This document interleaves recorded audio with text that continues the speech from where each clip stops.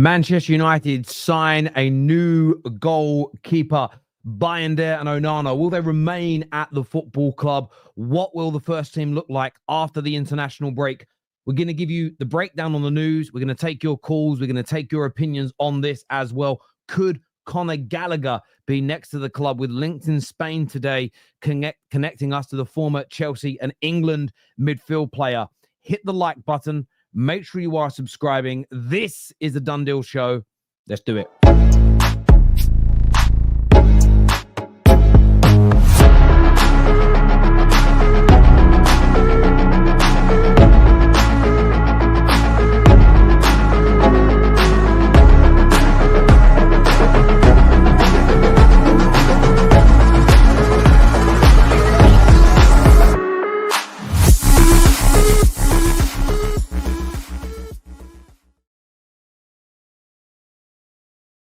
Welcome to the Football Terrace and the Done Deal Show. Big up to everybody that's joined us on the United Stand raid. You absolute legends. And it's so great to see our communities working together, especially on a fun day like today. And it's basically the Christmas day of the footballing world. Is deadline day, and lots of big stories going on. We had straight facts this morning looking at Isak and Guehi, Muani, Sancho, but we're here to focus on the goalkeeping situation at Man United. Plus, we're going to take your calls and talk about all things transfers as well. So if there's other topics that you want to discuss, feel free to phone in. KJ will put the link in the live chat, and we'll pin that to the live chat now as you guys can get yourselves ready. But huge breaking news. Manchester United agree a deal, £18 million for Lammens to become a United player. And what do you make of this? Everybody's going to have a view. Everybody's going to have an opinion.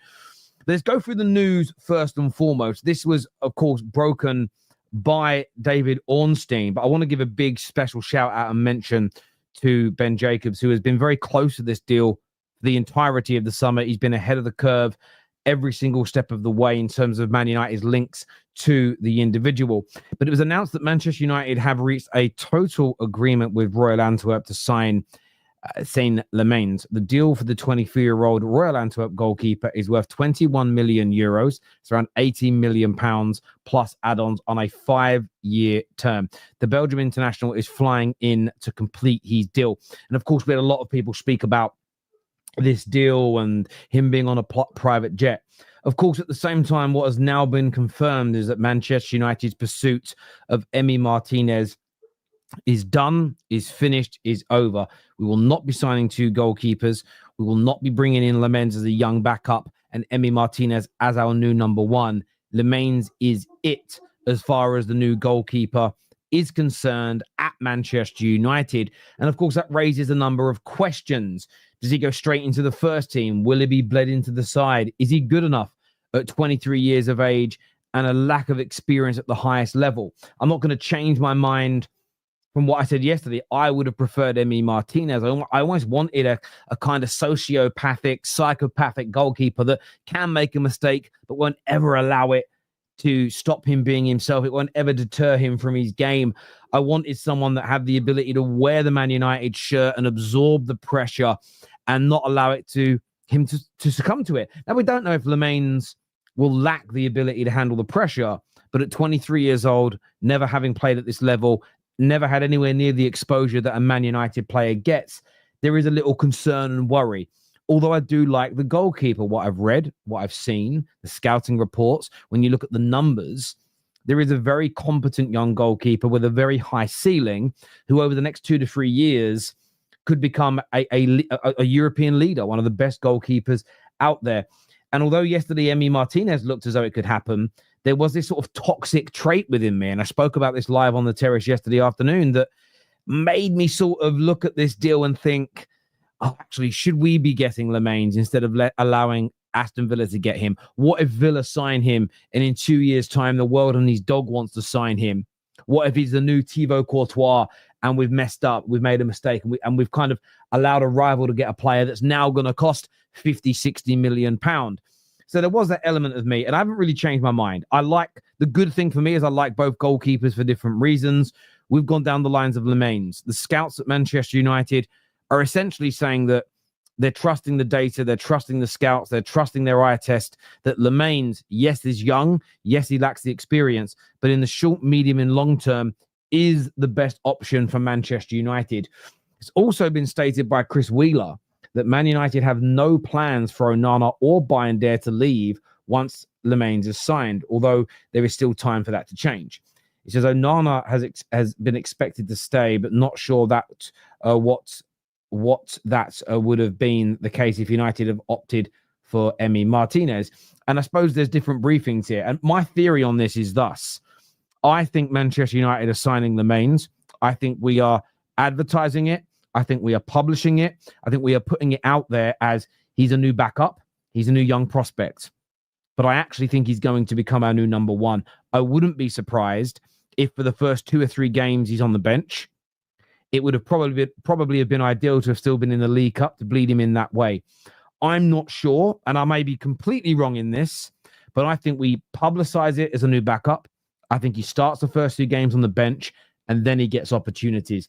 I think if it's Emi Martinez, because of his age, his experience, handling the pressure of the highest level, I think that Manchester United put him straight into the first team because they believe he could handle it. And Man United fans are actually part of the problem here, and we're all guilty of this. If he goes in week 1 and makes a mistake, the pressure is going to ramp up massively. If we advertise it, if we book it, if we publish it as the new number one, the new main man, the new man between the sticks, the pressure from the media is very different. It may actually be worthwhile playing it down, making it seem like a bit part signing. We did something slightly similar when Aiden Heaven signed. We didn't sign Aiden Heaven with a fanfare. He wasn't signed with this prospect of being integrated straight into the first team. And in fact, he played a lot more game time than we expected and would have got a lot more matches if he hadn't got the injury.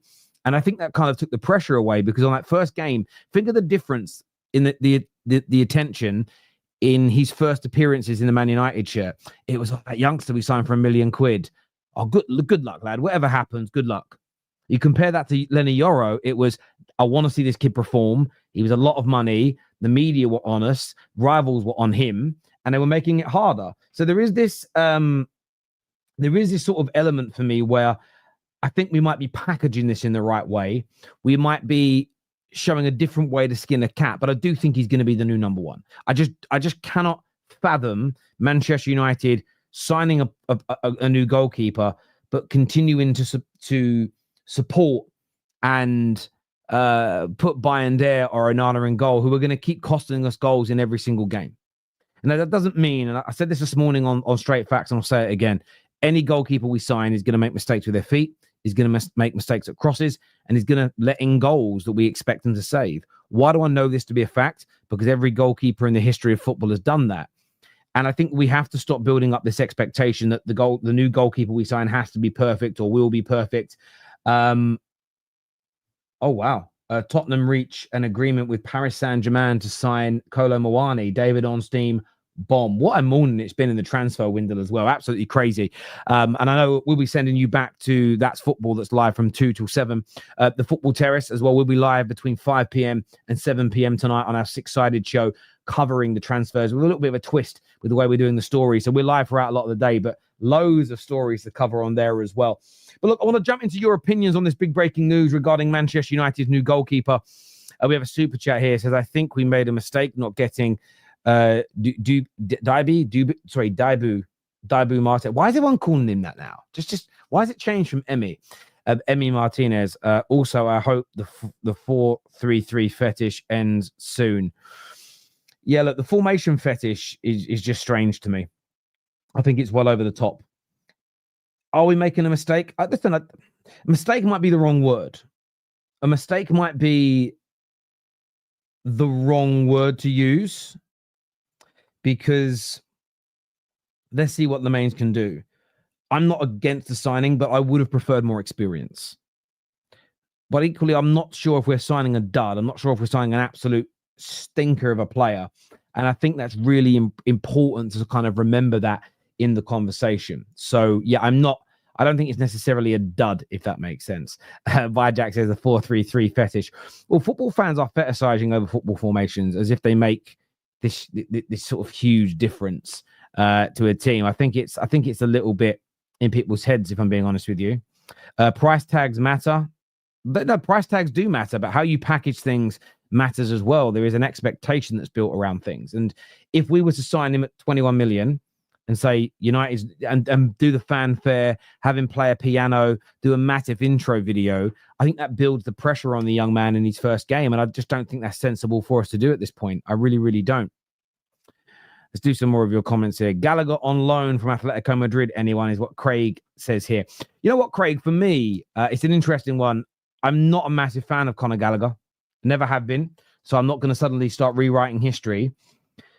But Man United obviously want a certain type of player in midfield, and it will trigger some people. As there are 4-3-3 fetishes, there are also people that sort of do the whole, I want control in midfield. And it's the way that, again, and I call it a fetish as a bit of a laugh, but people like different brands and styles of football. I've never really been that married to a way of playing. I want my team to win. I want the performances to be consistent and good, but I just want to win at the end of the day. So I don't really care about 3 at the back, 4 at the back, 5 at the back, 10 at the back, 6 at the back, 11 at the back, 15 at the back. I don't care about 4-3-3s, 4-2-3-1s, 9-1-1s, E17s, take that, boy zones. I don't care. I don't care if a midfielder can do a drag back, a flip flap, a snap back. I don't care, back shot, whatever. I don't know what the skills are called anymore. I don't care about any of that. I care that they're efficient. Man United clearly want a midfield that can run and that can press and that can win the ball back and has some athleticism and has some dynamism and has some stamina. You see how we start games. And I think that Man United want to maintain that for a longer period of time in matches. That's how we want to win games. Now, I'm fine with it as long as we keep building in that way. And I'm not saying having someone who's a really, really good passer would necessarily mess that up. I'm not saying that at all. But I kind of understand the Conor Gallagher links, although I'm not a particularly big fan of us doing it, if I'm being absolutely honest with you. It isn't something I would want us to do personally. It's not something I would personally want us to do. But maybe that's just me. Okay, if you could post that call-in link, and then could you pin it to the live chat for us, just so people can see it when they come in? That would be wicked, brother. Thank you. This here from Alex, who says the pressure will already be on as it's been all United have had to go off for 2 weeks. Worst season. Sorry, that moved off my screen. Worst season we've had, but had the 4 players signed will get all the pressure. Well, that's upon us, though, isn't it, Alex? And I think as much as I think you're speaking some truth, we as Man United fans can do something about that. We as Manchester United fans can push back against it. We as Manchester United fans can actually say, well, we're not doing that anymore. And I made this call earlier, and it's a little bit tongue-in-cheek, but there is a seriousness to this. And it's my call to every Man United content creator in the world. I've got a theory. I've just got a theory. And I'm guilty of not doing this as well. So this isn't pointing fingers. I ranted and raved on Wednesday. How about we all suppress our anger publicly? Let it out privately, because it's dangerous to suppress that anger. It turns into depression. But how about publicly we just remain positive and encouraging of our team for 12 months? No, let's do it less. Let's do 6 months. So clip this up and share it. 6 months, every tweet, every match reaction, every story about a transfer, we react in a positive way and an encouraging way to the players. Come on, guys, you can do it.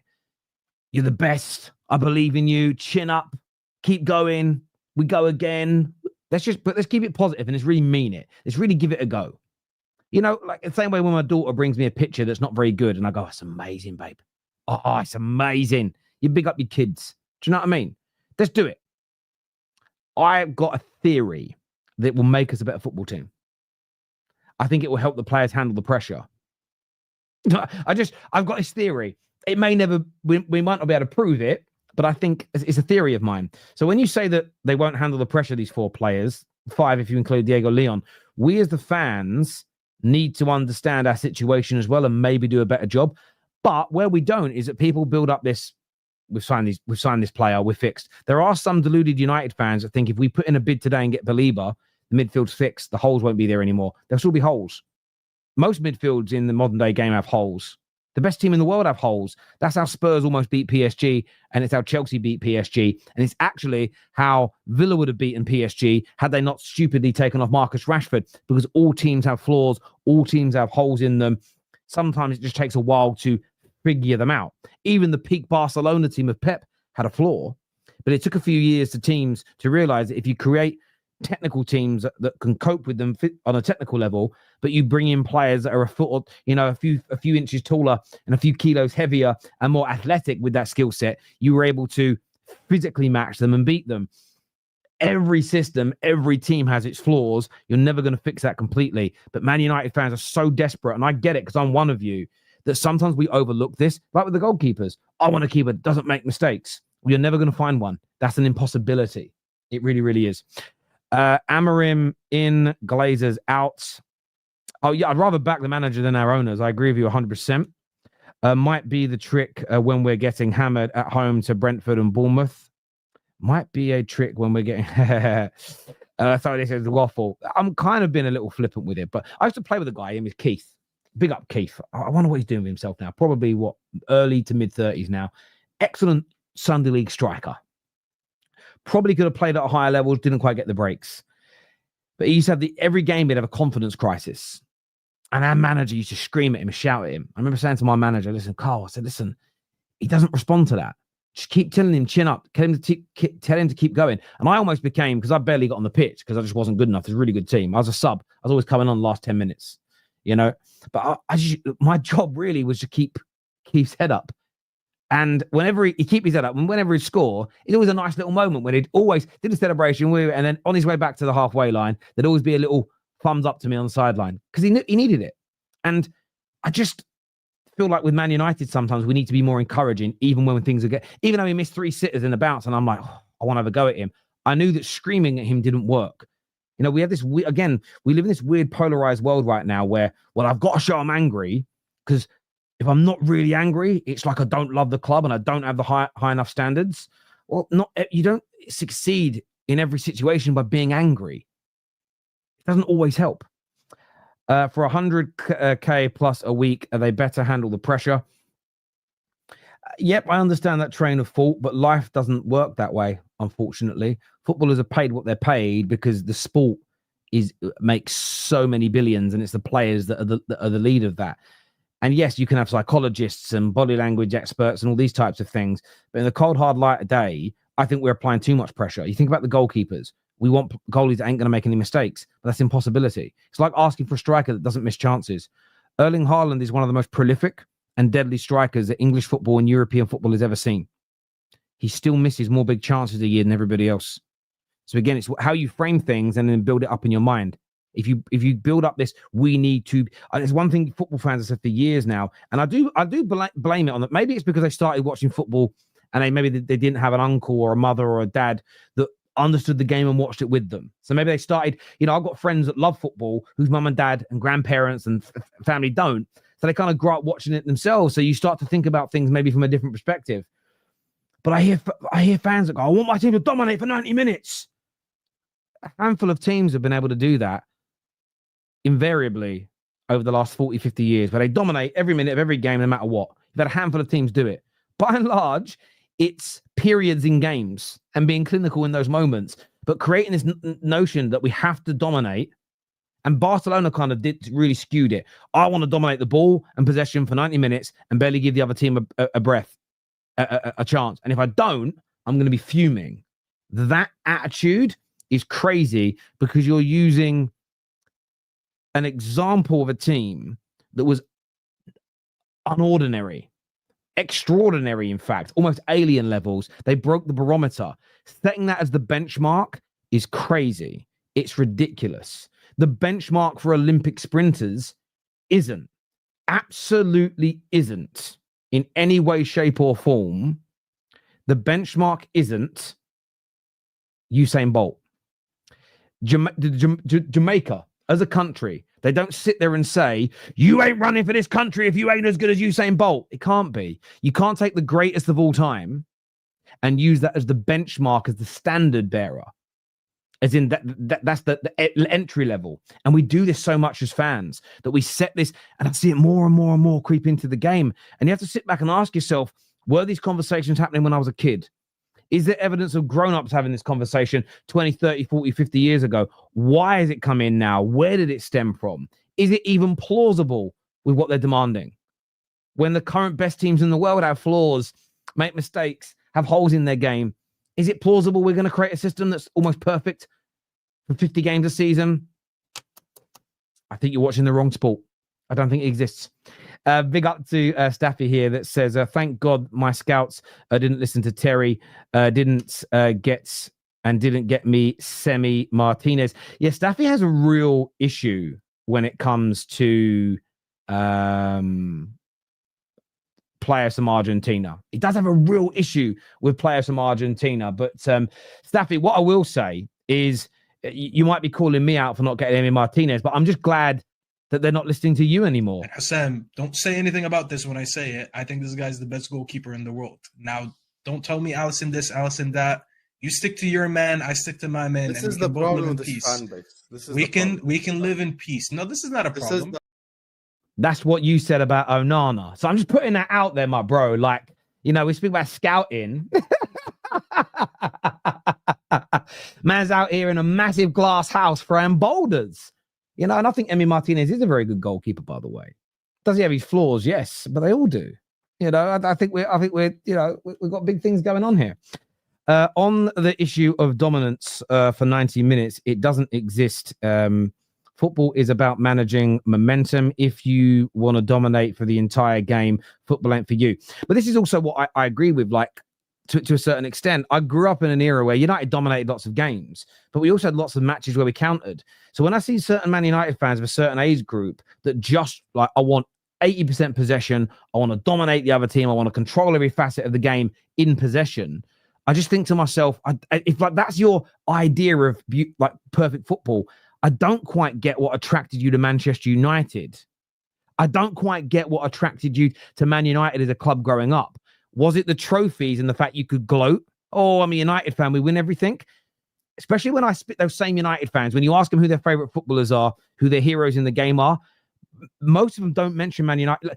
Do that test. Next time someone wants that kind of football and they say they're a Man United fan, ask them who their favorite footballers are, who their heroes are.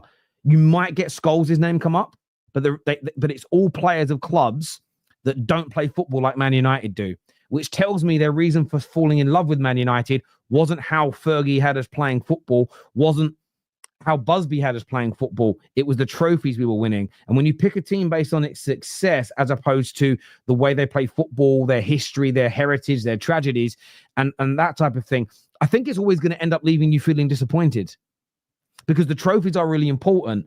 But if Man United went bankrupt tomorrow and spent the next 30 years in the Conference North League, I would support them. I would be as dedicated to them then as I was when we won the treble.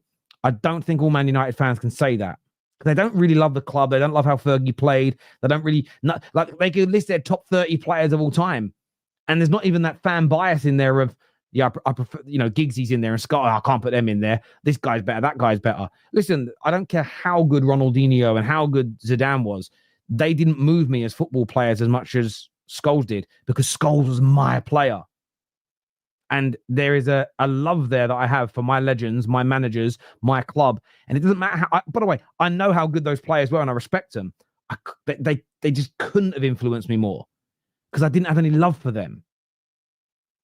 You know, they also say that when you're truly in love with a woman, she might be a 6 out of 10. But if you truly love her, you see her as a 10 out of 10.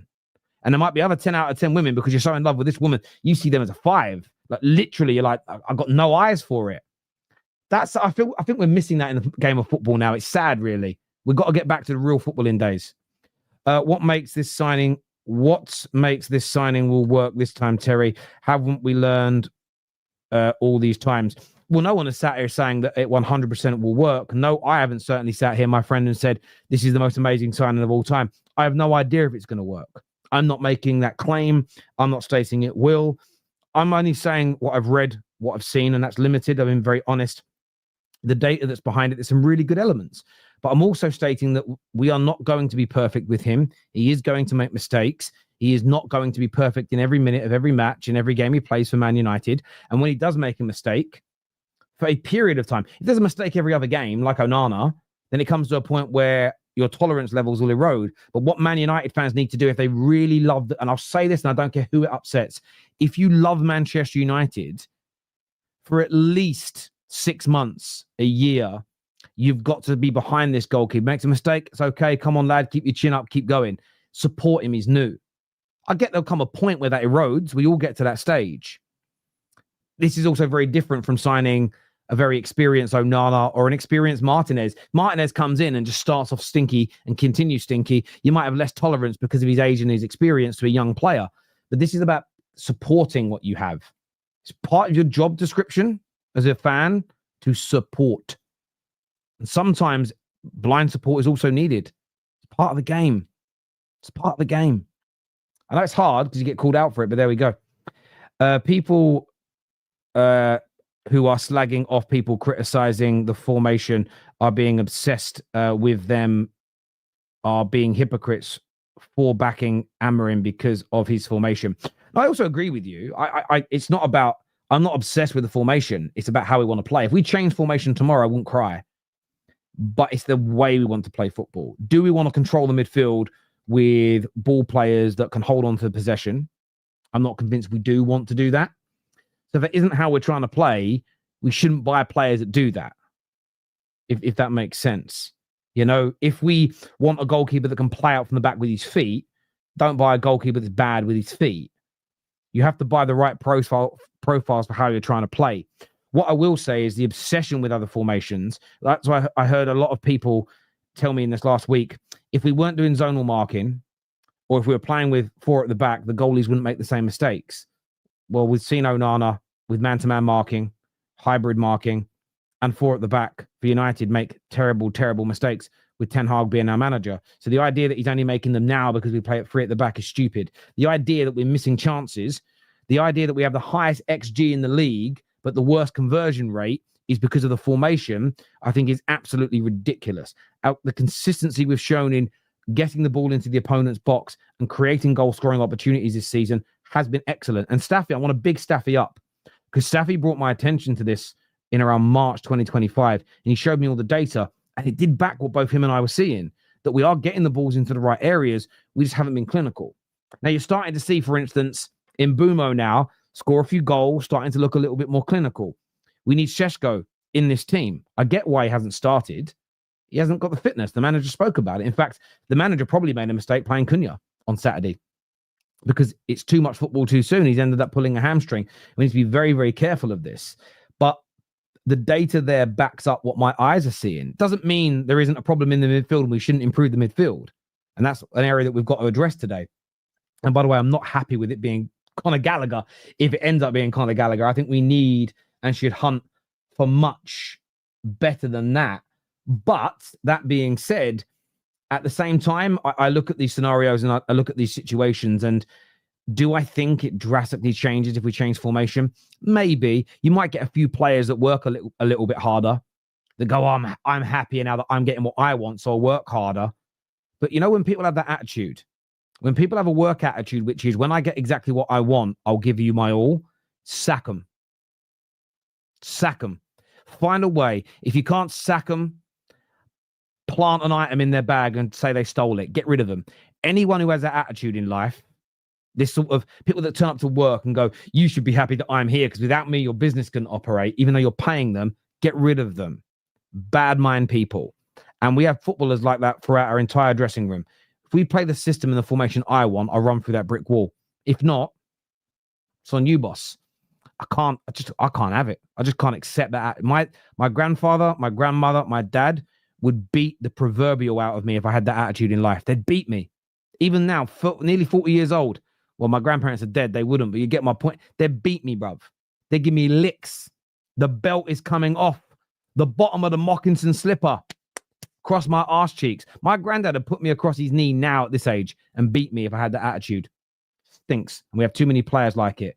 And when Man United fans realize that the work rate of these players has been one of our biggest fundamental problems in the last 13 years, maybe then you'll realize we could buy the best technical squad in the world. They don't work hard. Good night, Vienna. Pep's teams, Klopp's great teams, Fergie's greatest teams. It was their work rate that used to stand out to me above all the technical stuff. As much as the technical stuff was beautiful, it's getting back into shape. Imagine Pep's teams not pressing to win back the ball or getting back in shape to win the ball at Barca especially. Imagine it didn't do that.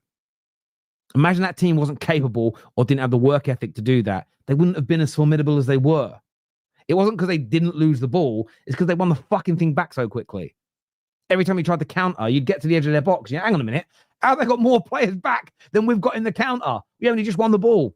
Work great, bruv. Work great. But again, I'll say this bluntly. I don't care who I offend. The only people that push back against work great are liars who know it's about work rate but don't want to believe it. But it's people that want to feed into the lazy mindset of the world we live in, or they're lazy themselves.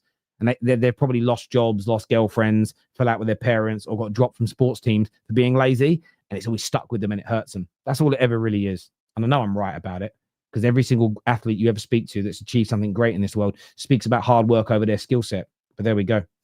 You take it to the extreme, mate. I played the game for 5 years. If your heart is not there, you not belong to the team. The money is paid for the talent. I don't know what you mean. I don't understand what you're saying. You take it to the extreme. I played the game for 5 years. Well done. If your heart is not there, you not belong. No, I agree with you. I don't know what you mean by taking it to the extreme. I completely agree. If your heart isn't there and you're not running through brick walls, I don't care how technically gifted you are, you can fuck off. You're not going to help my team in the long term. You're not going to help my team over a 50, 60 game season. The work rate needs to be there. Love the positivity, but Martinez was a solid number one. Listen, I would have gone for Martinez over Lammens, but I like Lammens. I'm quite comfortable with both. Let's see what happens. We will get a new midfielder before the window closes. We may. I'm not sure, though. If I'm being honest with you, I'm really, really not sure that we will. I'm really impressed by Mason Mount's work rate. Yeah, look, his work rate's great. But again, this is what people miss, because people do the polarization because we live in a really horrible world at the moment. You're saying that I don't know, Mason Mount's better than X because he works harder. Not necessarily. I'm saying I want the guy with better technical ability to work as hard as him. That's what I'm asking for. But you can be technically brilliant. You can be the best footballer in the world technically. If you're not going to work hard, it doesn't matter. You can be the fastest man in the world. If you don't work hard, you ain't going to win the Olympics. Simple as that, bruv. People don't like hard work. Do me a big, big favor, please, and hit that like button if you haven't done so already. Get yourself subscribing. We're going to take some calls now on the show. The link is pinned into our live chat. So if you want to come on, if you want to speak about this story, that would be amazing. KJ is joining me first on the air. Now, he should be happy because this is the player he wanted. So let's not let him pretend like it isn't now, because he hates Emi Martinez. Hates him is what he said to me. KJ, welcome back to the show, bruv. Obviously a massive deal, a massive deal for us today. We know we needed a new goalkeeper. Give me your thoughts now that you've had time to let it sink in. Yeah, no, it's a good deal. It's a good deal. Around £20 million, all in. I think it's a very good deal for a young goalkeeper who's got a lot of talent. I think, yes, there are concerns with him being inexperienced. There are concerns with him in terms of handling the pressure, and a few technical concerns as well. Like what I know of Lammens is from the research that I've done. Yeah, hold tight, Don. My Don era. But yeah, I've looked up. I've read things online about him. I've watched videos on him, not just highlights, but actual video breakdowns from multiple different people who see things differently. So I've got an okay picture of what we can expect from Lammens. And things that he needs to improve on is claiming corners specifically, so like rushing out, maybe getting caught in no man's land, and maybe some near range shots that are very close to him.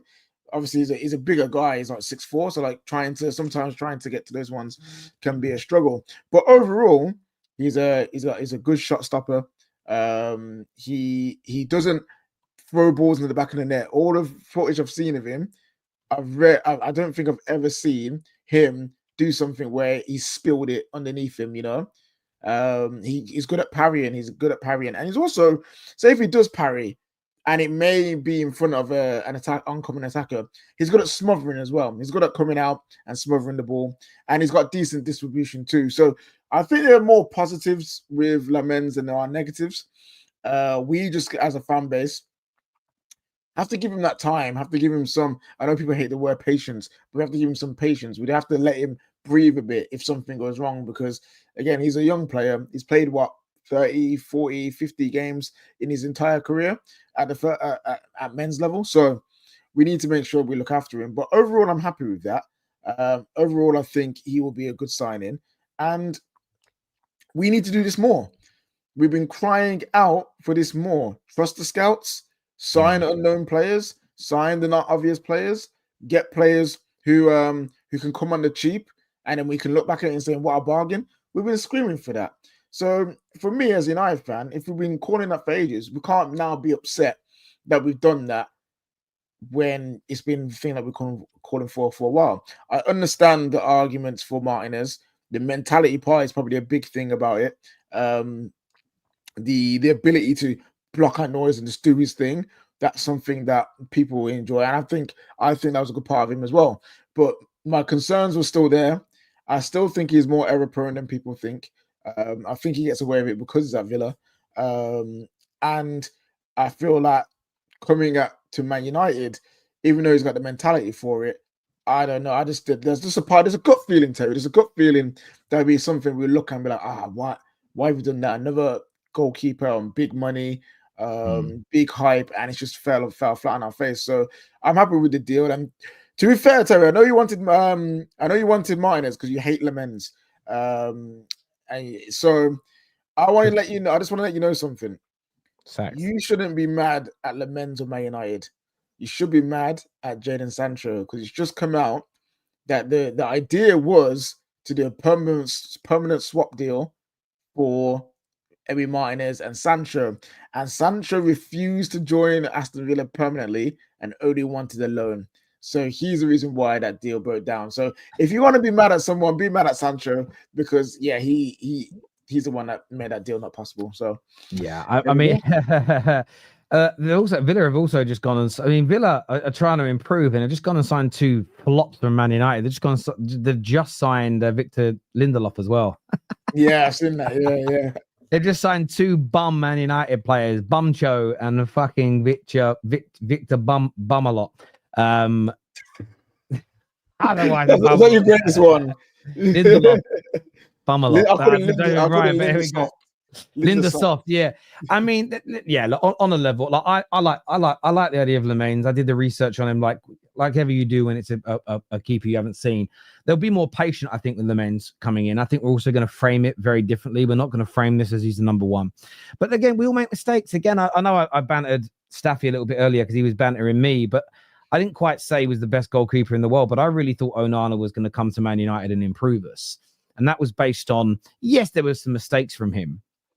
But I'm not worried about the compilations of mistakes, because you could take the last 30 games in the Premier League of Alisson, and you could probably make a 10-minute compilation of passes that have been overhit, saves that he should have made, times when he got twined up, penalties that he conceded, crosses that he's flapped at. You could put clown music over it, and you could go, look how bad someone is. That exists. For me, it's more about how you recover from these mistakes. So I was aware that Onana had made mistakes in his past, but what I saw at Inter Milan was someone that was cool and calm and collective, fantastic at distributing the ball. And I'm not just speaking about the final of the Champions League. It was consistent. And he came into Man United, and it wasn't just that he would make a mistake and then it was like a forest fire. So it was a little campfire that would set alight, and then within, like, it would just spread and spread and spread. You'd have 2 months of forest fires, and it was horrible. But it was his distribution was so bad. And at no point at Ajax and no point at Inter had it been as bad as he's shown us here. So, we all get burnt by, you see something, you see someone play at another club, you see someone play in another league, you read about them and go, that could really work for us. And it doesn't always go the way in which you plan it. And that's just the nature of being a football fan. Simply, the other day I said that Jack Grealish, I think, will do very, very well at Everton, because I think he'll get given a little bit more freedom. He'll be the one player in the team that can be a little bit of a rogue, can be a little bit of a drifter, can move about a little bit more. He's gone to gone to Everton, and he's got more assists in his first 3 games. One of them was a sub appearance than he got in the last 2 years combined. He's created He's created more chances per minute in the last 3 games than he was doing at the best team in the world for 3 or 4 years. because sometimes it's just horses for courses, and we get these things right. We sometimes get these things wrong. More breaking news while we're live, actually. Aston Villa have also just done an agreement. Here we go to sign Harvey Elliott from Liverpool. So they're getting a lot of deadline day business done. Crazy business. They've been lacking this summer, but obviously that's mainly due to PSR apparently. So they're trying. They've got their loan deals. They've got whatever deals they can do, and they're trying to improve. But fair play to them. But unlike new signings as well, Terry, I just want to say, even though I've got a goalkeeper that I wanted. I'm happy with the three that we signed beforehand, and obviously Diego Leon came in this summer as well, and I'm happy with that.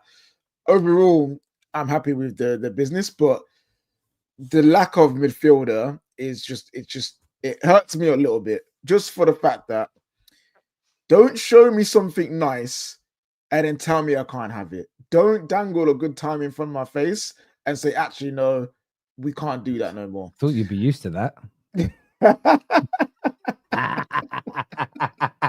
It's different because I was saying no, that's my choice. No, what I mean? Just quickly with the midfielder, I was so happy that we tried to get Belieber, and when we didn't get him, I wasn't angry. I was cool. I was like, no, I'm fine. Though. You showed ambition. You couldn't get it done. You're going back from next season. I'm happy with that. I'm cool with that. But what I did say is, but now you've shown people that you're willing to spend on a midfielder, and you'll find ways to get money to make sure you can buy a midfielder and a goalkeeper. Yeah, you would have enough because now it's transpired that we've decided against signing a midfielder. In my opinion, that's upset me because it's you're saying that they're saying they're backing Amorim, and I believe they're doing the best they can to back Amorim. But this is clearly something that he needs. Like his system needs this athletic midfielder. They've highlighted that and had many reports on why it's important for Man United to have an athletic midfielder. So to go to come out this window without that midfielder, with only Casemiro, Ugarte, Mainly, and Bruno as your midfield options, where it needs energy and speed, for me is not good enough. And it's been the down. This is up until this point, I was very happy with Ineos of how they operated. This is just the one down thing where I'm like, guys, you've really let the team down here because it's crying out for midfield reinforcements. Yeah, I agree with you that we haven't done that, and it's heavily, heavily frustrating that they haven't done it. And I'm someone. Hang on a minute, Ben Jacobs tagged me in. Oh, okay. So somebody from the 22nd. Yeah, there we go. Yeah, big up, Ben. Hope you're good, man. Hope you're good. Hair was looking very good today as well on Talk Sport. And I'm just saying because that haircut he had at the beginning of the summer was amazing. Yeah, listen. Someone must have told him something. Someone told him something because boy, Ben. Yeah, that wasn't it, man. It was a side profile on Talksport, and I was watching, and I was like, it's looking alright. The fade looked good as well. But I was like, yeah, bro, that haircut at the beginning of the summer, I don't know what man was on. Wait, I remember Terry. I remember I saw it. I messaged you. What bonnet is it? What bonnet is Ben got on? Yeah, no, it made me laugh. But no, I agree. Look, I'm disappointed, and look, it is what it is. You know, I was someone that was patient this summer in the sense of, I don't want to get my arse out every 5 minutes and lose my mind. And there was, and I still feel vindicated in that because there was lots of things that people also showed their arse over when we were getting Calvert-Lewin, when Højlund wasn't going to be sold, when we weren't going to get a new goalkeeper. By the way, I would have got the goalkeeper earlier. But there's a lot of people that I just, and it's just my way. You're allowed to feel how you want. You're allowed to do what you want. But I'm also allowed to give an opinion on it because you do with me. And I sometimes feel as fans, we don't help our club. But we may not start the fire, but we don't do a great job of putting out the bullshit. And I think sometimes we could stop the media writing crap that increases pressure by ignoring bollocks. And Dominic Calvert-Lewin was just bollocks. His agent offered him to us. And I gave the example at the time when Jaws was on. If Jaws is bowling down the street in Thailand, and listen, fair play to him, it's their job. But if a lady boy says, do you want to come back home with me? And George says, no, thank you, not my cup of tea, crack on. You can't banter George for it. He ain't done anything. Do you know what I'm saying? He hasn't gone off, and we've all seen Hangover 3 or 2. Like, he hasn't done that. You can't banter him for saying no to something. Yet Man United fans were slagging off our club. And the Garnacho one was my favourite one, when it was Garnacho's coming back to training. People calling Amorim a simp and a prick and a pussy and a cuck. Turned out, actually, he's the first manager, along with the club, to actually ostracize players they don't want in a professional way, not making them eat in a fucking car, right? And I'm sitting there going, but you showed your bum already. It doesn't matter now that you're attracting it. You didn't need to react that way. That being said, I don't take back I don't think I should have behaved differently, because I also don't think me getting angry would have made Ineos go and buy a midfielder. I just don't believe it fucking would have mattered. I think sometimes we've got to kind of control things a little better. But all that being said, I agree with you, it's very disappointing that we're ending up not adding a midfield player into this team. I think we've done quite well in the attack, and I think it will pay dividends for us this season. I'm happy with the goalkeeper, but if we could have added a midfield player as well, I think that would have just... I wouldn't be giving it no 8 or 9 out of 10, because we didn't sell people quick enough either. If we sign Belieber today, I'm still probably only giving it a 6.5, maybe a 7 out of 10 maximum. Yeah. If we got Belieber today. So for me, I'm putting it in at about a 4.5, 5 out of 10. Now that we know what we've done, I'm happy with the players that have come in. I think speed of I still go back to what I said first week of July. I wanted 3 new players in for pre-season, and that didn't happen. And I won't take that back. That being said, we've got players in on good deals, good payment structures. I think the players that have gone, we've actually got pretty good deals on some of them, considering their wages. I'm glad that we didn't, for instance, buckle and sell Rasmus Højlund for £10 million that Inter offered us in May. We waited. We got a season-long loan and fee that covers all these costs, and we're getting £40 million from him next year, 38 million from next year, which will make us a profit on next year's trading account. So there's some things we did that were good, but overall 4.5, 5 out of 10 on paper is what I'd give this window. So I do personally agree with you. I'm bringing Staffy onto the show in a minute. Oh, that's Safe backstage. Safe will come on soon as well. Not the Safe that Staffy knows. My stalker Safe. Got a few super chats here to do as well. This one says 6 out of 10 for me. Should have done a goalkeeper a month ago. Lost points because of it. No midfielder and no Collier loan is a joke. Elite signings, Cunha and Mbumo. Yeah, like Collier, I'm not even a massive fan of Collier. I think he's okay. Mm-hmm. But letting him go out on loan and not bringing in another midfield player doesn't make sense. Yep. Doesn't make sense. I agree with that completely. Whiskita here. Whiskita? I can't read that. My brain's gone. It says, I wanted Emmy's experience, but his cost didn't make sense to me. You go for Costa at the same price. It's why I'm satisfied with Lammens' future upside. That's fair. I think that's really, really fair as well. Yeah, I mean, 40 million for Emi Martinez is also a no from me. Yeah. It's more money than 95% of all goalkeepers ever cost, and I wouldn't have spent that either. Will we get a new midfielder before the window closes? The only rumor that hasn't been shut down, interestingly, and I've got to bring Staffy on for this bit, because we were all bantering about this yesterday. Even Staffy joined in with a banter on this one. Welcome back, Staffy. Hope you're good, bro. Because yesterday we saw Sasha Tavernieri put out the story that we're talking to Angelo Stiller, and we were all sitting there like, oh, this could be good. Within 5 minutes, the way Fabrizio and Ben Jacobs shut it down and basically said, shut up, bruv, that ain't happening. The one thing I would say to that super chat is there's been a few murmurings of Conor Gallagher, and no fuckers shut him down. So if we're going to get a midfielder, the only one we're linked to currently is Conor Gallagher. It is. He's probably an improvement on Collier, right? Mm-hmm. We're looking for the positive. But for me, I don't get what extra he brings us over what we've already got. To be honest with you, it's much of a muchness. He isn't going to control the midfield the way Staffy wants, but there we go. Speaking of the Staffy, I just say Staffy wants, like, we don't want our midfield controlled. This is not a Staffy thing. This is what we all want. No, but I'm not that worried about it, to be honest with you. I wouldn't mind. Belieber's not a controller, but if you signed 2 players that were like Belieber that won the ball back and just we were feeding the ball quickly into our attackers for counter attacks, and that's how we were going to play, I'd be okay with it. Does that make sense? But I'm not kind of married to a style in that way. But Although I wouldn't mind a controller. Like I'm not against it. But so what do you make of the goalkeeping options? Are you happy that Lammens is the guy that we've picked? First of all, I'd like to clear my name from these allegations. That was a comedic video. It was not meant on purpose. It was deliberately cut out where I said, oh, now that we signed Onana, I will be shameless. However, though, I do agree with you. I always looked at Onana when we signed him. I thought he was top 3, at least in the league when we signed him based on what he did at Inter. So I don't think the most positive or negative fan would have thought he would have become like this. I'll be honest. But yeah, now that with that out of the way, yeah, of course, I'm glad that we're getting a goalkeeper. KJ, raise your hand when we say this. Trust the scouts. And we trusted the scouts, and we got Lammens. I did not want the Argentinian Onana. That guy's way overrated.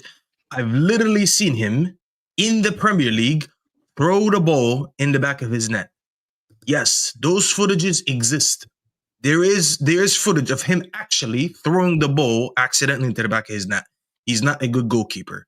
He's just good for Argentina. He just rises to the occasion. Yeah, he's a little bit of shithouse. Don't get me wrong. I would have enjoyed his shithouse if we would have signed him, because I do feel like we've been getting bullied too much. So it would have been nice to have a little bit of his personality. I don't mind that.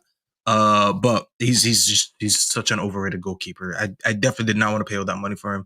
But yeah, waking up seeing that when life gives you Lammens, what are you going to make out of it? And I think we're going to make a very good goalkeeper out of it. KJ, I appreciate that you actually do the research and all the stuff that you said, because a lot of people just talk nowadays without actually watching footage, researching. But we don't watch the Belgian league, do we? But there's someone out there that is an expert on the Belgian league. So I'd like to listen to these people, what they say. And they speak about him well. Is he going to be the next best goalkeeper in the league? Probably not. But I'll be honest with you, I think it's a good signing. I think it might be actually better than Donnarumma going to Man City. And I'll go as far as that to say, and I'm not even joking about it, but it's a good signing. And I'm glad that we don't have to go into games now. The best thing about it is that I don't know him as much, and I want it to stay that way. I was like, I just want to see players that I don't know. I'm so tired of knowing too much about players where I know they're bad, and I'm like, yeah, I can't get behind this signing. I've seen enough footage from him. Yeah, he's just a decently basic goalkeeper. He just makes basic saves. And as KJ mentioned, he parries the ball well, all that stuff. So I look at him and I'm like, I'm just glad that I don't have to look at him. I'm like, yeah, I know that I have a good shit goalkeeper playing today. I've seen Bender and I've seen Onana. Now I'm just actually interested to see if they're gonna move, because they still the Saudi league, I think, Saudi and Turkey close. Yeah, like 2 weeks after us, or about 10 days after us. 10 days. So there is still a chance to move someone on. So I'll be excited to see that. Also, I know this is not what the stream is about, but I woke up to take a piss in the middle of the night, and I was like, David Ornstein, Bomba, Anthony, and I thought I was dreaming. I'm not gonna lie, I had a long night last night, so I won't get into details. I was like, yeah, I'm just imagining shit.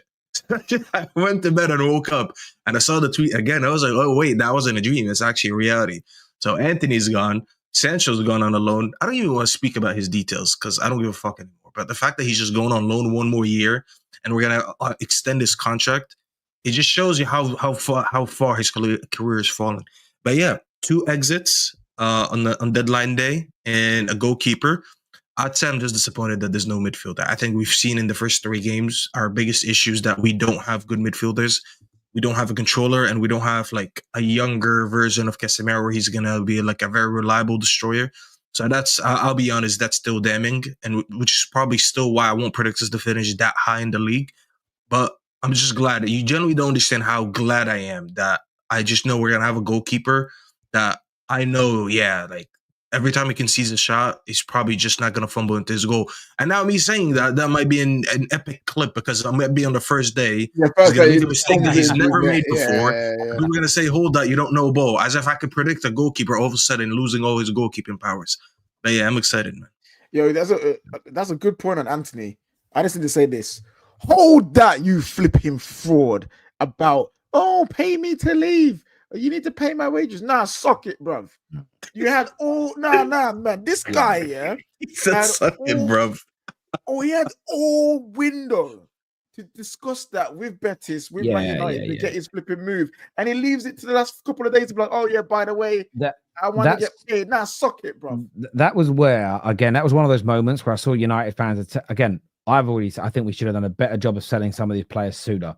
We should have got some players like the goalkeeper should have been done 2 or 3 weeks ago minimum. We probably wouldn't have dropped as many points so far in the league.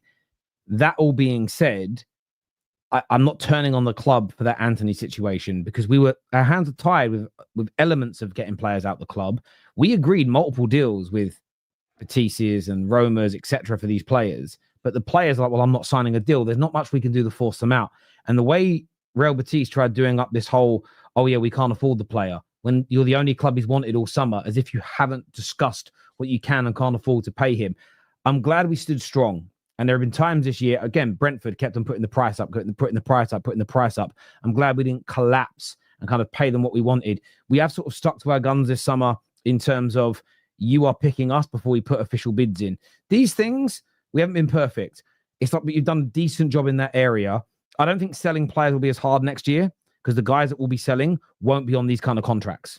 They won't be on these sort of 200, 300K a week jobs. With multiple years left where you're losing money. Also, where we paid well over the odds. I think next summer will be a lot easier to sell players and we'll probably make, although this is actually going to go down as the most money we've ever made in a summer again, 2 years running. So our 2 biggest summers ever of selling players have come under Ineos. So I'm not going to be completely saying it's absolutely crap, but it's the legacy issues that have held us back. But what we did there with Anthony was really good. And I actually quite like the deal. I listened to Goldbridge earlier. He doesn't really care about sell-ons and how the money works. I do, because I see that our bad business from the past is still haunting us now.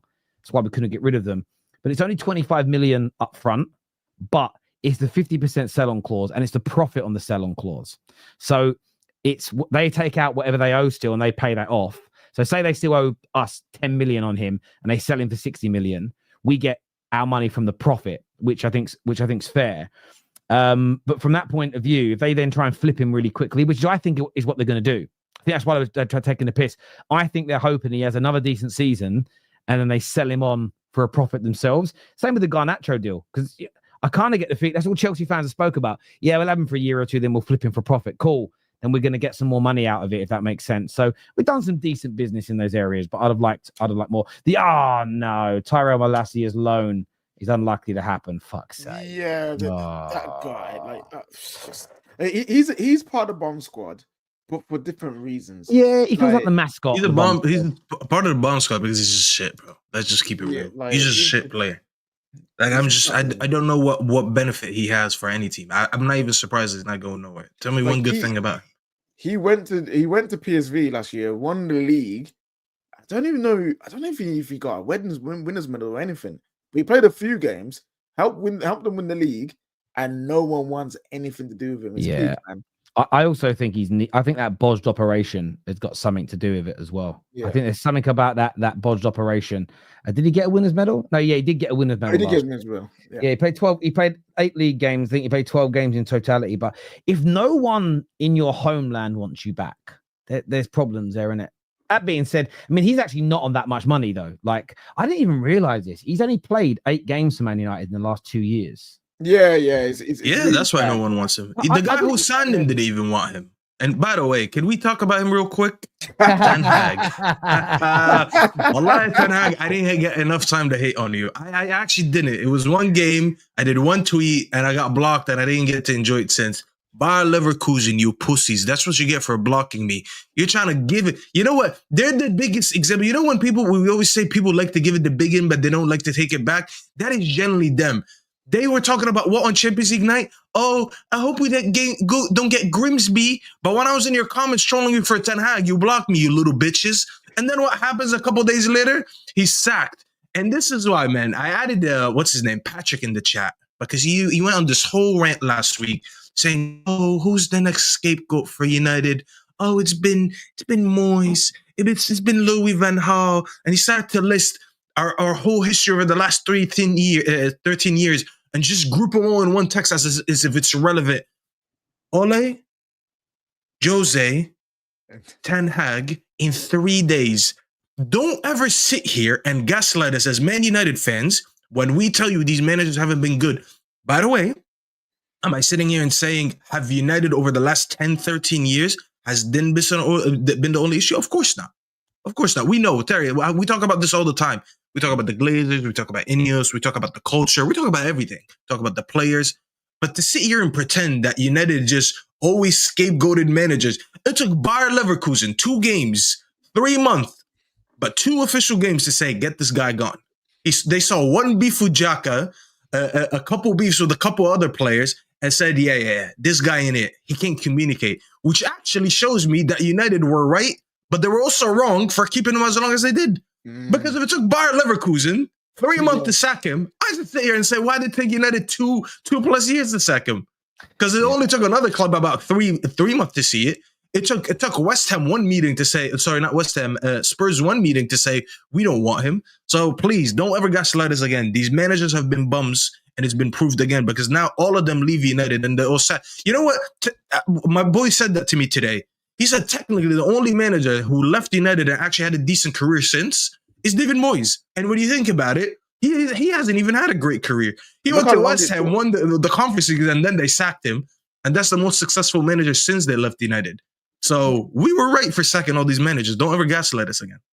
Yeah. Look how long it took Moyes to get some respect back. Like, it took years. Man went to Real Sociedad, flopped. You know what I mean? Like, he's done. The reason why he got a bit of respect is because he did a relegation saving job, because that's what he's good at. He hasn't took West Ham up to the heights. I agree. I think when it comes to Man United, everything's always polarized. It's either one. Everything is feast or famine. It's polarized. It's this or it's that. There is no neutral ground, and I think it's panacea. As I keep saying, it's this will sacking the manager will cure us, but it doesn't. Every time the next manager struggled, we've sort of revisited the previous one to say he was right. Now, they were right about parts.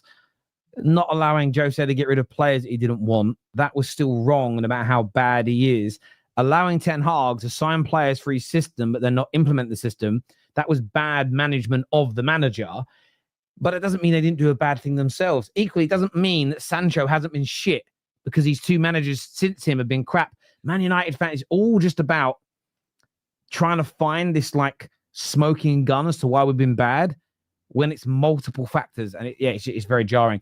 We're going to bring Safe on to have a word with us now. Thank you for all the super chat people, because Safe is my stalker. Nothing weird, bruv. Nothing weird. Them eyebrows, man. Welcome back to the show, bruv. What do you want to say, bro? Why are you so gay?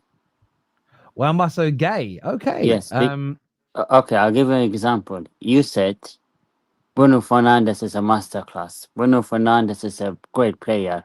What a player he is. We had to sell him this summer, but because of your gay titles on the Football Terrace community, Bruno Fernadnes is still staying at a football club.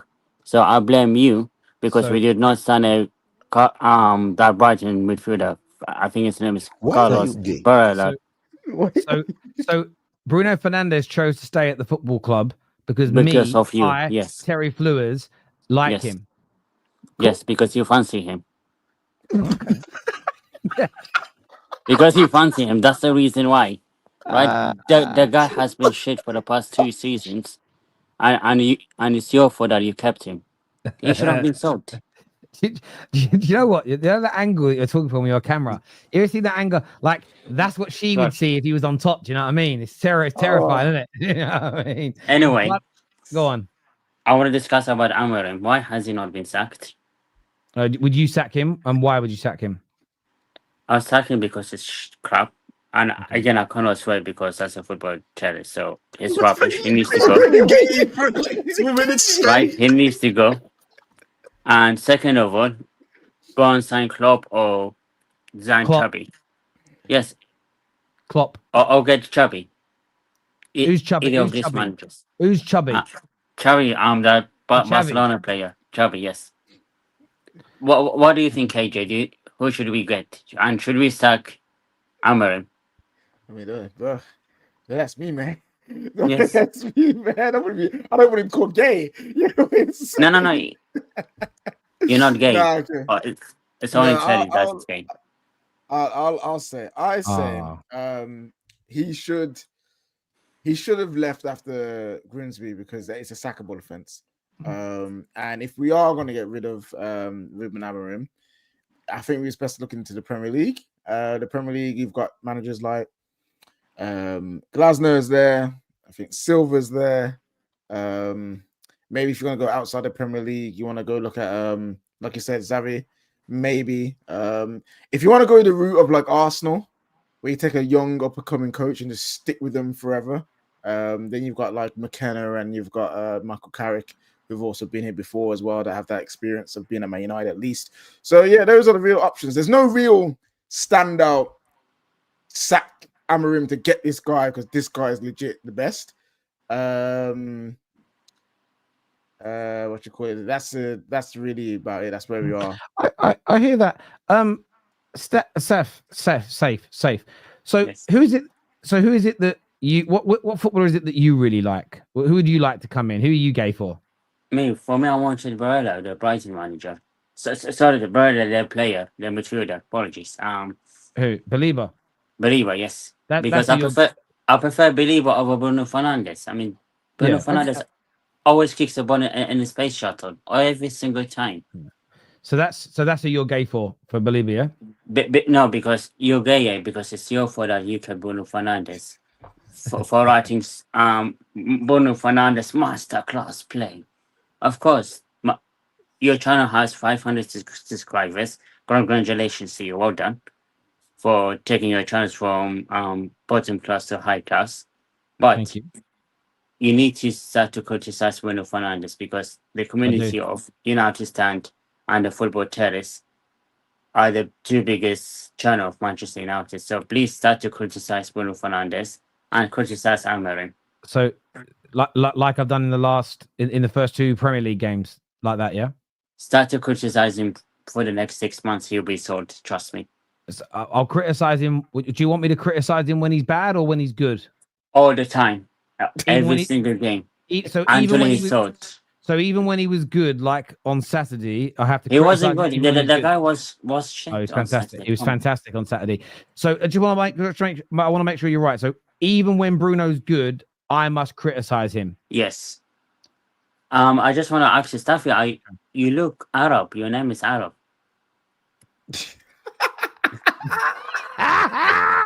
I don't disclose my identity on YouTube. I know, but you are Arab. Like, I mean, from your eyebrows, your face, your I beard. could be, yes. I was It also looks- told I was Dominican last week, so who knows? Who knows?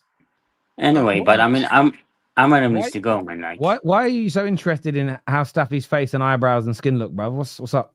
No. I'm not trying to be in a gay way, but I mean, he looks like Arab Moroccan I didn't person. mean it like that. Why Why do you have to keep mentioning this? what are you so insecure about, my friend? I'm not secure of anyone, but I like to know people's identity online, especially what? which countries they're from. What about yourself? The ID. What about yourself? Are you going to disclose where your origins are from? No, I'm not going to disclose it for GDPR reasons. Wait, GDPR reasons? What? GDPR. Yeah, Wait, Data what job do you Protection have? Act. Wait, I work as an IT engineer, my friend. I've been unemployed for 1 year now. So you don't work in IT? At the moment, I'm not working, Unemployed for a year. I'm very sorry to hear that, my friend. I'm very sorry to hear it. No, the market is very tough, and especially when you sit down for 45 minutes with a manager. And I shouldn't really say this, but Chusma was very careful. Oh, God. I had 45 minutes of interview. I answered technical questions quite well. We discussed the salary, and they said that we discussed this for the second stage. And the next day, I got an email and I got rejected. No, I'm quite disappointed for this. no, I'm Did sorry. you by any chance call him gay?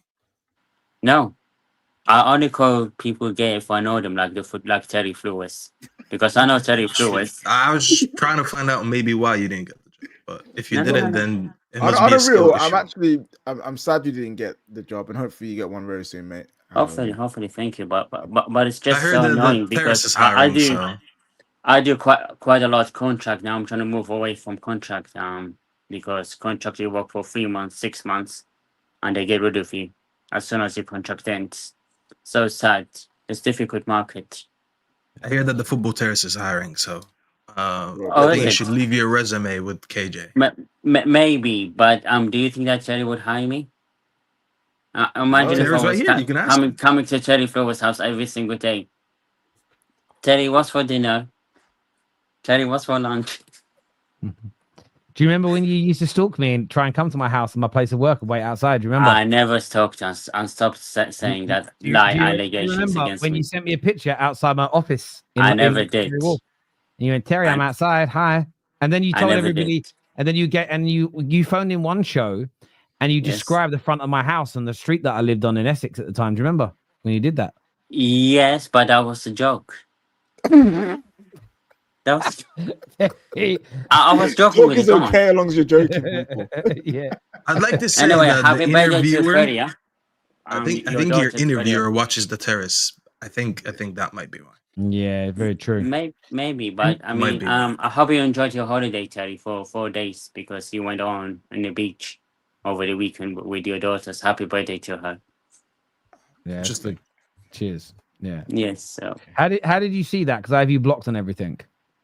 me, I got my news from KJ. So Whoa, hell no. You don't get nothing from me, mate. Don't bring me into this. You and your stalking. I mean, you discussed that's it got last nothing to week. do with me, man. I don't talk to you outside of this. You discussed it last week. I mean, you said it last week that I'll be off for 4 days, Terry. So No, Are I we know sure that. we can trust KJ here, Terry? I just because I Wait, blocked you. Safe. Are you saying you watched the stream? Why? And I explained why Terry's not here. because I know everything about Terry Flowers.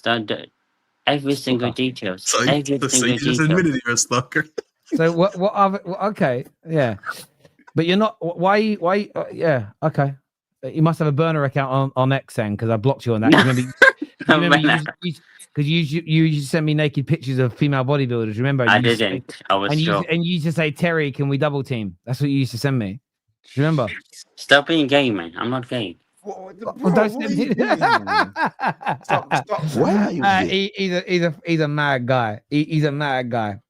He did come near my house once. He did. And he was like, because he went on the stream and described where I parked my car, like on my drive and color of my car, and it was like one of them ones. The good thing I love how he said, "I don't stalk you," but then he said, like 2 minutes later, he said, "I know everything about you, Terry Flowers." I was like, "Man, that is stalking." Now, the thing is, I legitimately posted it on my then Twitter account. He literally sent me, and you know when it's a real photo, it's outside head office of Barclays Bank in Canary Wharf. He sent me a picture and was like, "I'm outside."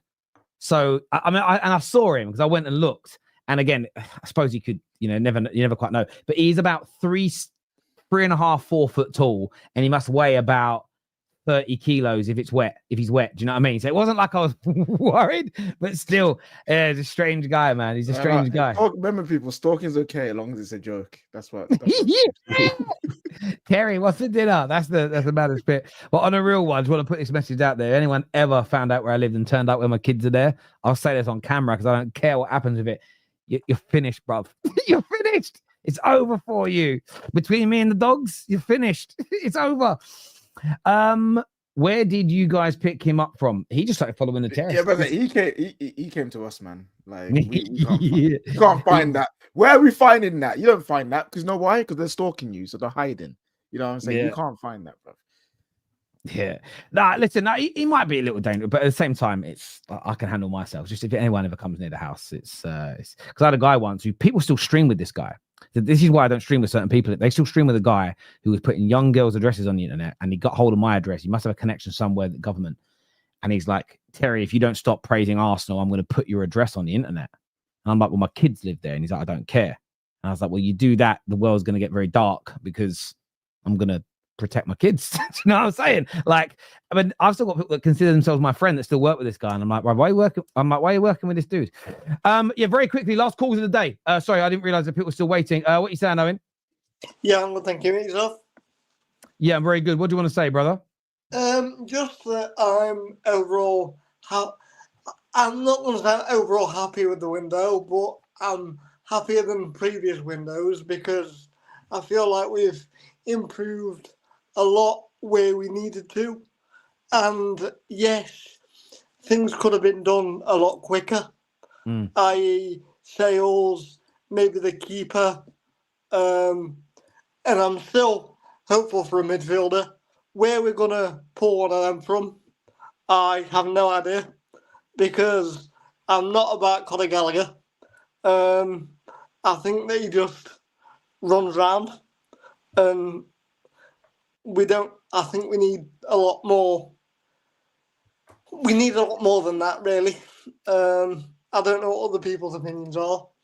If we get a midfielder of the line, I think we're, like you say, maybe touching on 8 out of 10 for me, because coming into the window, I didn't feel like we were ever going to get a brand new forward line, which I'm very happy with.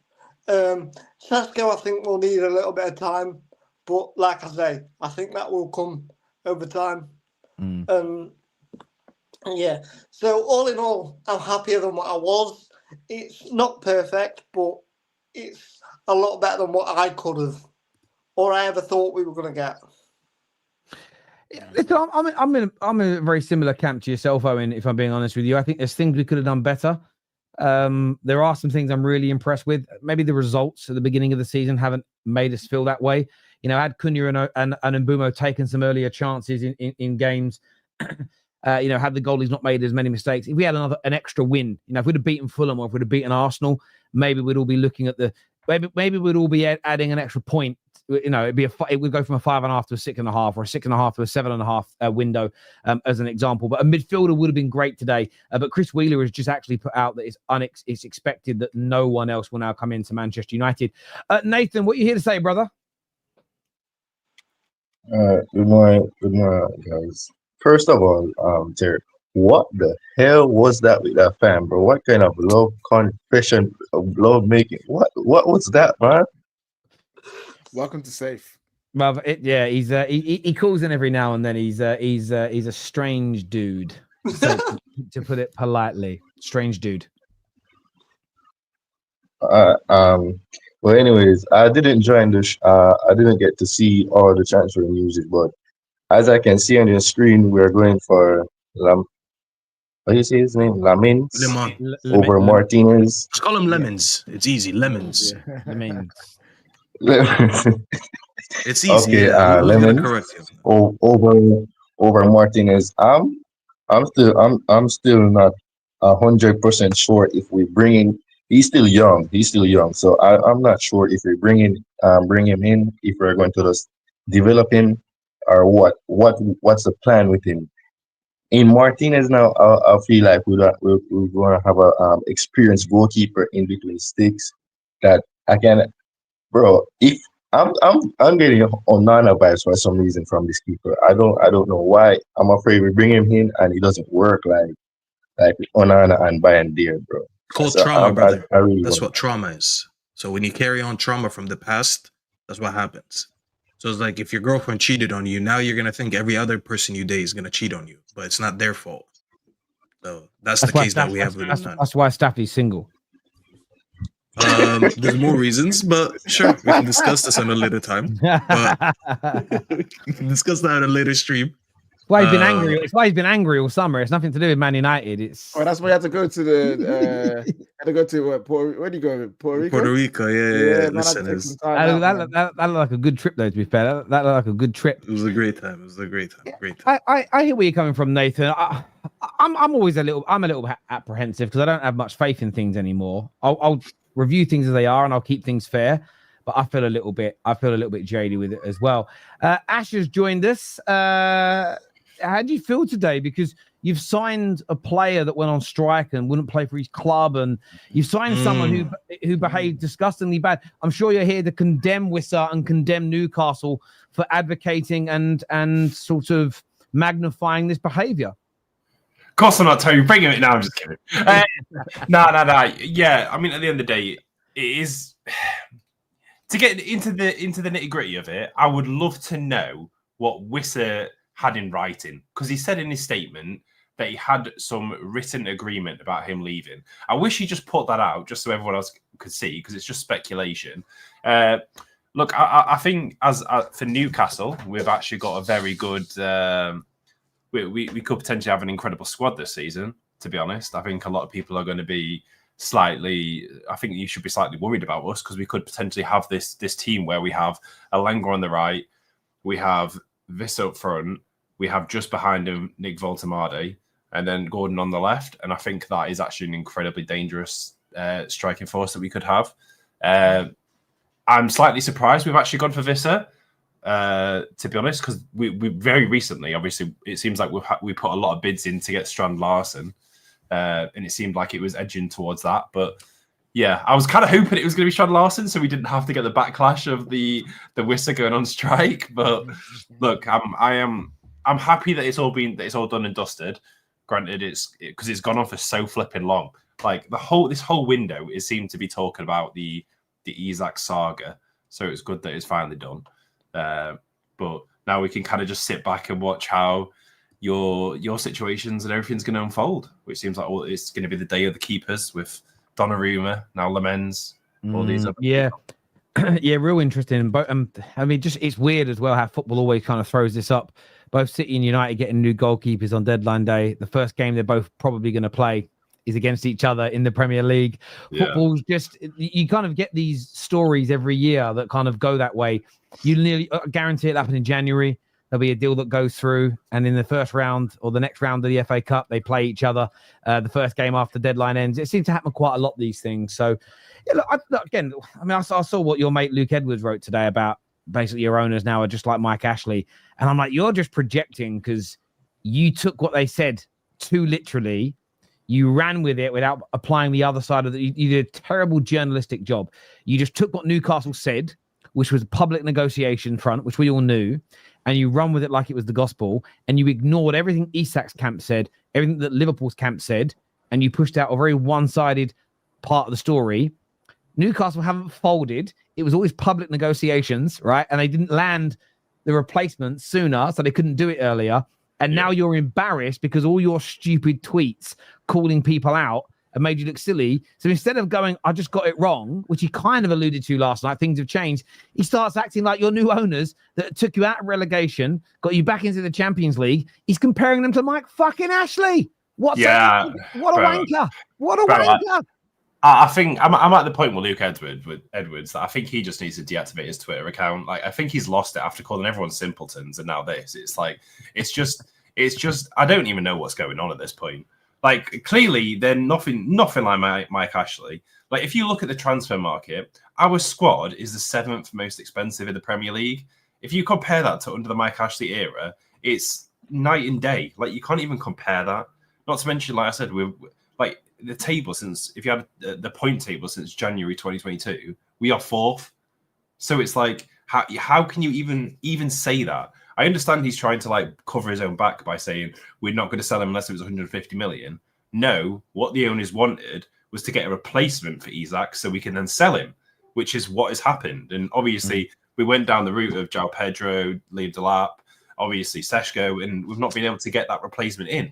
So it's like, it's got to the end of the window. We've got Nick Voltemade in, and now Isak's gone. And then we've got the Callum Wilson replacement being Wissa, which is very good, I think. I'm So the same Luke Edwards also said that Voltemade is the replacement for Wilson, and now apparently it's Wissa the replacement for Wilson. You know what it is? We always knew that Wissa was the replacement for Wilson. That guy was just trying to be. I don't know what he's trying to do, man. This is what happens when you try and push a narrative and then you hope that you're right. I see content creators do it. Is you start making up nonsense that ends up biting you in the backside, like all the guys, you know, like all Staffy's mates that did the whole first 2 Man United games. Performances that are not what matter. It's all that results. You beat Burnley, and then they're talking about, but there was bad defending, and I didn't like this substitute. I thought results are all that matter. It's a joke, by the way, Staffy. They're not your friends. But that's what football. That's what. I don't even think I said that. But... That's what football fans. That's what football fans do. That's because they're football fans and they're emotional. You're meant to be a professional journalist. You're meant to go, this is what Newcastle was saying. This is what Isak is saying. This is what Liverpool is saying. This is what I think. What do you think? That's kind of, for me, what I look at journalism as. But he did this very much saying that this is the story. Everything else is bollocks. I'm going to call out other journalists. I'm going to slag off anyone who doesn't agree with what I say. It goes wrong. Instead of saying, I got it wrong, I'm just going to say the owners are weak. And no, they weren't weak. They would actually, the weakest thing to do would have been to have kept a player that didn't want to be there. Most top clubs don't operate like that. That's the irony in it for me. Joshua Jack here says, absolutely happy. We've got a new goalkeeper. Yes, he's unexperienced. but he has potential. If we would have got Martinez, I would have been fuming because there's no upside to him, and he's just slightly better than Onana. He has one less, by the way, one less error leading to goal last season than Onana. Only one less. Terry, but on that note, don't you think that's going against the Premier League proven buy no thing that they got going on? Yeah, look, I think Premier League proven holds. There's an important element in it, depending on the type of player you're buying. So if you want an Mbumo type player, if you find one who's doing it in Belgium and you find one who's doing it in the Premier League, similar ages, things are very similar, close between them. I believe you go for the Premier League proven player because they've done it in this league. I think there are differences in Emi Martinez and in Lammens. And I think that Lammens is someone the club thinks, the scouts think, that over the next 2 to 3 years could develop into one of the best goalkeepers in the world. With Emi Martinez, you're looking at someone that's at the peak of their powers that you would bring in now, but you're not going to get he's not going to get any better. And the one thing I said yesterday, as far as talking to a few United fans about this, when we were linked with Emi Martinez, and first of all, I thought, maybe it's like a little bit of a sort of a toxic trait. Suddenly, I really wanted Lammens when I saw him linked to another club. And maybe that gut feeling depending on how you felt, maybe that gut feeling is what you should go with. As soon as I saw Villa linked to Lammens, something about that made me nervous, as if they were going to get him, he's going to kill it. Even if Emi Martinez was good for 2 or 3 years, he'd be in his mid-30s and has got to leave. And suddenly this excellent young goalkeeper that's now killing it at Villa is now a 50, 60 million pound player, and we could have got him for 18 million. So there was this part of me yesterday that felt that. But look, there's a risk to it. There is certainly a risk because he has never played at this level of football, never anywhere near this level of scrutiny. But I do agree with what Staffy and KJ said. I would say in the last 13 years, another big area, bigger than our managers and bigger than the players that have actually flopped at the club, maybe even as big as the cultural issues at the club. We have ignored what the scouts have told us is the right thing to do for 13 years. And I think we've got to start trusting them that little bit more, if I'm being honest. But look, I want to thank everyone who's tuned into the show. Callers, by the way, Menu tweet from Fabrizio. He's been confirmed he's not leaving today. 50 seconds ago. The case is closed. Manu stays at Man United this season, Yeah, despite a few requests to leave. Yeah, I'm glad. I think we've done the right thing there. I hope he gets more game time. But I'm glad he's not leaving. Look, I want to thank everyone who's tuned in. This is going to redirect you to the United Stand. They're live now for the next 5 hours or so. We're back around 5 p.m. with a transfer special 6-sided show. So we'll be covering the news, but some big questions and debates on these transfer stories as well. So make sure you're back with us then. Until next time, everybody, take care. Goodbye. God bless. And we'll see you all again soon. Peace.